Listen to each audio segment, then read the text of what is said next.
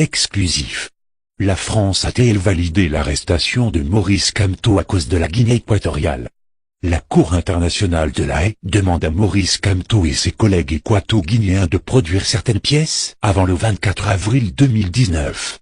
En effet, dans un communiqué datant de ce jour 15 février 2019, la Cour internationale de justice de La Haye, CIJ, organe judiciaire principal de l'Organisation des Nations Unies, ONU, par ordonnance en date du 24 janvier 2019, prescrit la présentation d'une réplique par la République de Guinée équatoriale et une duplique par la République française en l'affaire relative aux immunités et procédures pénales, Guinée équatoriale C.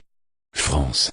La Cour a fixé au 24 avril 2019 et au 24 juillet 2019, respectivement, les dates d'expiration des délais pour le dépôt de ces pièces écrites. La Cour a rendu cette décision compte tenu des vues des parties. La suite de la procédure a été réservée.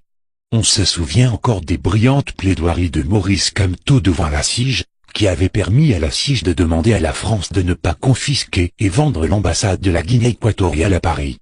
Rappel de l'affaire, depuis de nombreuses années, la France veut saisir et vendre aux enchères l'immeuble aussi au 42 avenue Foch, 75 116 Paris, que la Guinée équatoriale présente comme les locaux abritant sa représentation diplomatique à Paris. Cette représentation diplomatique est un édifice de 105 pièces sur 5 niveaux, pour une superficie d'environ 4000 mètres carrés. Maurice Kamto, l'un des avocats les plus brillants de la planète, ne l'entend pas de cette oreille et compte utiliser tous les moyens de droit pour bloquer cette procédure, défaire la France et sauver un pays frère. Rappelons pour finir que Maurice Kamto, prisonnier politique, est détenu illégalement dans les geôles insalubres du plus vieux dictateur du monde, Paul Biya, 86 ans et 37 ans de règne sans partage à la tête du Cameroun, l'un des pays les plus prometteurs du monde, mais qui sombre chaque jour dans les abîmes de la pauvreté à cause d'une caste de fainéants, voleurs incompétents à l'appétit financier gargantuesque. L'arrestation de Maurice Kamto est-elle liée à cette affaire? La France peut-elle profiter de cette curieuse séquestration de l'avocat au barreau de Paris Maurice Kamto, pour saisir l'immeuble abritant la représentation diplomatique de la Guinée équatoriale à Paris?